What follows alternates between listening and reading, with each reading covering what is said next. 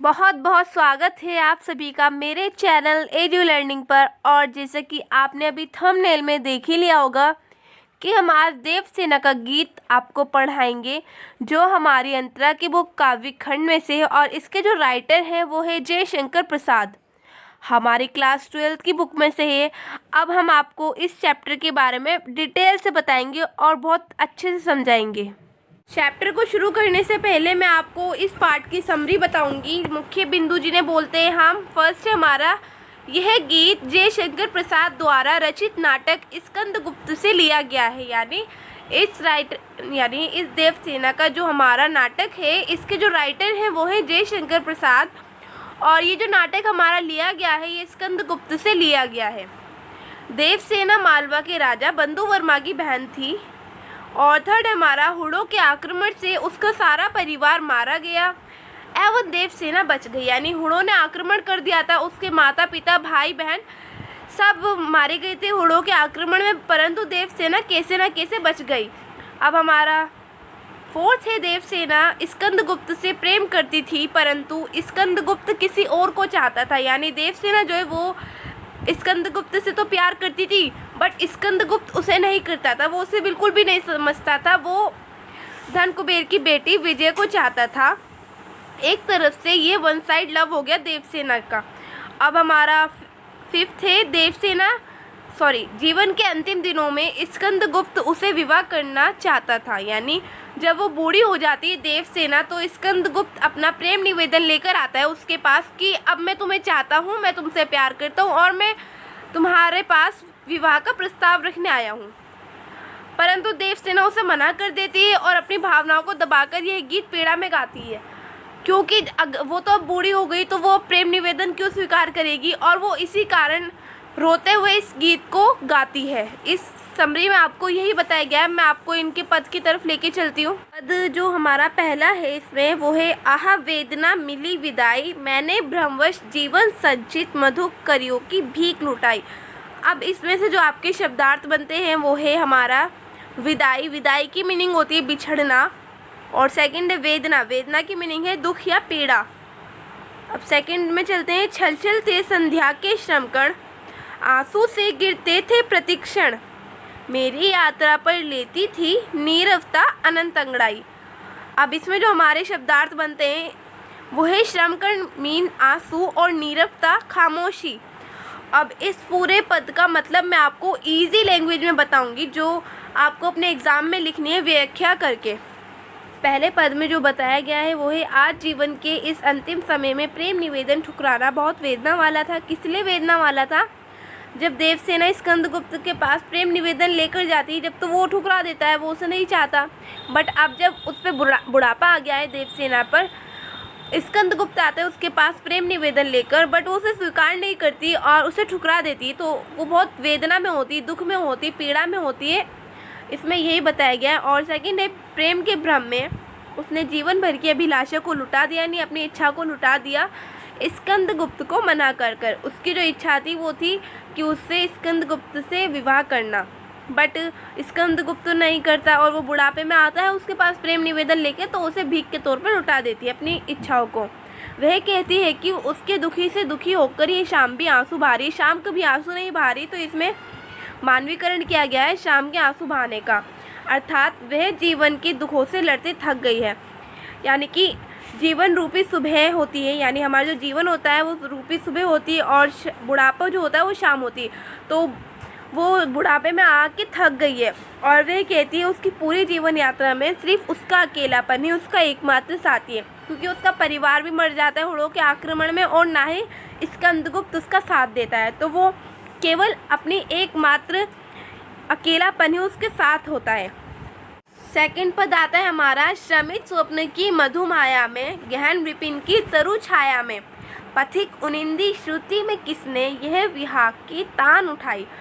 श्रमित का मतलब होता है थका हुआ, और गहन का मतलब होता है गहरे, विपिन का मतलब होता है जंगल, और पथिक का मतलब होता है यात्री। लगी सत्राचण दीर्घ थी सबकी, रही बचाए फिरती कब की, मेरी आशा आह बावली तूने खोदी सकल कमाई। सतृष्ण का मतलब होता है प्यासी और दीर्घ का मतलब होता है निगाह। अब इसकी मैं आपको व्याख्या पर लेकर चलती हूँ कि इसकी इजी व्याख्या क्या है। अब इसकी जो व्याख्या बनती वो है, देवसेना अपने बीते पलों को याद करती है, यानी वो बैठे बैठे फ्लैशबैक में चली जाती है, अपने बीते हुए पलों को याद करती है और सोचती है जब उसने अपने प्रेम को पाने के लिए अनेक प्रयास किए परंतु सफल नहीं हुई, यानी उसने पहले बहुत ट्राई करे थे अपने प्रेम को पाने के लिए, बट वो फिर भी है ना सक्सेस नहीं हो पाई थी। आज वही प्रेमी प्रेम निवेदन कर रहा है, यानी आज वही स्कंदगुप्त उसके पास आया प्रेम निवेदन लेकर। जीवन के दुखों से दुखी देवसेना को यह प्रेम निवेदन बिल्कुल भी पसंद नहीं है, यानी वो जीवन के दुखों से इतनी दुख हो गई थी कि अब ये प्रेम निवेदन उसे बिल्कुल भी पसंद नहीं आया। वह खुद को दूसरों की नज़रों से बचाए रखती थी, यानी वो उसने स्कंदगुप्त से शादी नहीं करी थी, वो किसी से भी नहीं करना चाहती थी स्कंदगुप्त से अलावा, इसलिए वो दूसरों को अपनी नज़रों से बचाए रखती है और वह अपनी आशाओं को बावली कहती हूँ। आपको मैंने अभी बताया था कि उसकी आशाएं क्या थी, स्कंदगुप्त से शादी करना। वो अपनी आशाओं यानी इच्छाओं को बावली कहती है और वह कहती है जब मुझे स्कंदगुप्त की ज़रूरत थी तब तो उसने इनकार कर दिया था, जब यानी कि उसने अपना प्रपोजल रखा था उसके सामने, जब तो स्कंदगुप्त ने मना कर दिया, अब वो आ रहा है अपना प्रेम निवेदन लेकर। अगर मैं अब उसके प्रेम निवेदन को मान लिया तो मैं अपने जीवन की तपस्या रूपी कमाई खो दूंगी, यानी इसका मतलब है जब उसने प्रपोजल को मना कर दिया था स्कंदगुप्त ने देवसेना का, तब उसने अकेले ही अपना जीवन व्यतीत करा था और राष्ट्र के लिए अपने आप को समर्पित कर दिया था और अपनी जीवन रूपी कमाई को वो खोना नहीं चाहती। इसमें यही बताया गया, आपको इजी लैंग्वेज में बताया और आपको अपने एग्ज़ाम में यही लिख देना है। हमारा थर्ड पद है इसमें, चढ़कर मेरे जीवन रथ पर प्रलय चल रहा अपने पथ पर, मैंने निज दुर्बल पद बल पर उससे हारी होड़ लगाई। इसमें आपका प्रलय का मतलब है विनाश और दुर्बल का मतलब है कमज़ोर। लौटा लो ये अपनी थाती, मेरी करुणा हा खाती, विश्व ना संभलेगी ये मुझसे, इससे मन की लाज गवाई। थाती का मतलब होता है अमानत, जैसे बोलते हैं ना ये तुम्हारी अमानत है, यानी ये तुम्हारी थाती है, अमानत। थर्ड पद की जो हमारी व्याख्या बनेगी वो इस प्रकार बनेगी, देवसेना का जीवन दुखों में डूबा हुआ है, यानी उसका परिवार भी हुणों के आक्रमण में मारा गया था और स्कंदगुप्त ने भी उसका प्रपोजल स्वीकार नहीं करा था, तो उसका पूरा जीवन दुखों में डूबा हुआ है। वह जानती है वह कमज़ोर है लेकिन उसने हार नहीं मानी बल्कि संघर्ष करती, वो जानती है कि मैं कमज़ोर हूँ फिर भी वो संघर्ष करती रहती है। अंत में संसार को संबोधित करते हुए कहती है, कह लो कि स्कंदगुप्त को संबोधित करते हुए कहती है, यह संसार इस प्रेम को वापस ले लो, मैं इसे नहीं संभाल सकती और मैं मन ही मन लज्जित हूँ, यानी है दुनिया वालों इस प्रेम को वापस ले लो, ये स्कंदगुप्त इस प्रेम को वापस ले लो, मैं नहीं संभाल सकती इसे और मैं मन ही मन लज्जित हूँ। लज्जित तो होगी जब उसने पहले उसे प्रपोज करा था स्कंदगुप्त को, जब तो उसने मना कर दिया था, यानी बेइज्जती टाइप हो गई, बट अब वो उसके पास आता है स्कंदगुप्त देवसेना के बाद, तो वो मन ही मन लज्जित होती है और विदाई लेते हुए कहती है कि प्लीज़ इस प्रेम को वापस ले लो। अब जो इसकी जो विशेष लिखना है तुम्हें व्याख्या में वो इस प्रकार है, देवसेना की वेदना का मार्मिक चित्रण क्या है, यानी कि उसके दुखों का मार्मिक चित्रण के मार्मिक मतलब दिल को छू जाने वाला। छंद मुक्त कविता हमारी आधुनिक युग की जितनी भी कविता है वो छंद मुक्त होती हैं और खड़ी बोली का प्रयोग किया गया है।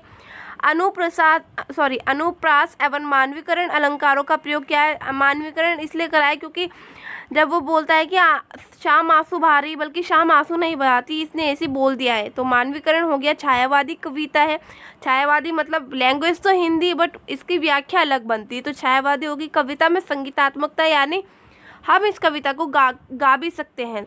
स्टूडेंट जो मुझे आपको सबसे मेन बात बतानी है, इम्पोर्टेंट जो बात है वो है फॉर्मेट कैसे लिखते हैं व्याख्या का। कुछ स्टूडेंट परेशान होते हैं कि मैं व्याख्या का फॉर्मेट कैसे लिखूं, कैसे लिख पाऊंगा, तो मैं आपको इसमें फॉर्मेट भी बताऊंगी। फर्स्ट में आपको लिखना होगा संकेत, और संकेत में आपको हमें जो पद दे रखा होगा उसके 2 वर्ड लिखने हैं शुरू के, और देन लास्ट के हमें 1 या 2 वर्ड लिखने हैं।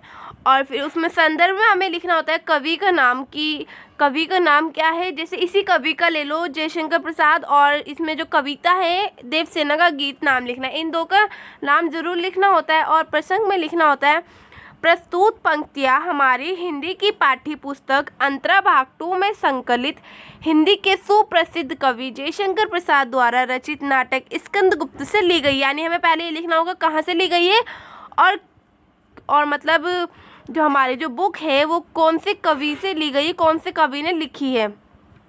इस कविता में कवि ने देवसेना की पीड़ा और वेदना का मार्मिक चित्रण किया है। और हमें लास्ट में हमें ख़त्म जो करना है वो हमें ऐसे करना है किस कविता में हमें क्या बताया गया है। और व्याख्या लिखनी है, जैसे मैंने भी आपको पदों की व्याख्या बताई थी, और विशेष में वही जैसे इसमें कौन सा अलंकार है और खड़ी बोली हिंदी है, छंद मुक्त है, ऐसे लिखना है। आप इस फॉर्मेट को अच्छे तरीके से याद कर लेना, ठीक है। इस चैप्टर से रिलेटेड जो भी क्वेश्चन बनता है वो मैं आपको बता दूंगी। ये फर्स्ट हमारा है, देवसेना की हार या निराशा का क्या कारण है। मैंने आपको अभी पद में समझा दिया था, आपको इस क्वेश्चन को अच्छे से कर लेना है क्योंकि एग्जाम में बार बार पूछा जाता है। सेकंड है, मैंने भ्रमवश जीवन संचित मधुकरियों की भीख लुटाई पंक्ति का भाव स्पष्ट कीजिए। यानी कि आपको इसमें बिल्कुल अच्छे से समझाना है कि ये क्या बोल रहा है पंक्ति में। थर्ड है, कवि ने आशा को बावली क्यों कहा है। ये भी मैंने अभी आपको बहुत अच्छे से समझा दिया था। आई होप आपको तीनों क्वेश्चन आते होंगे और अच्छे से आपको इन्हें रिवीजन कर लेना है अपने एग्ज़ाम के लिए। एग्ज़ाम में बहुत बार पूछे जा चुके हैं ये वाले क्वेश्चंस। अब मेरे चैनल को आप प्लीज़ सब्सक्राइब कर देना, लाइक कर देना और कमेंट कर देना और ज़्यादा से ज़्यादा शेयर करना और प्लीज़ बेल आइकन को दबा देना ताकि मेरी आने वाली वीडियो आप तक टाइम टू टाइम पहुंच जाए। जय हिंद, जय भारत। मिलते हैं नेक्स्ट वीडियो में, तब तक ले बाय।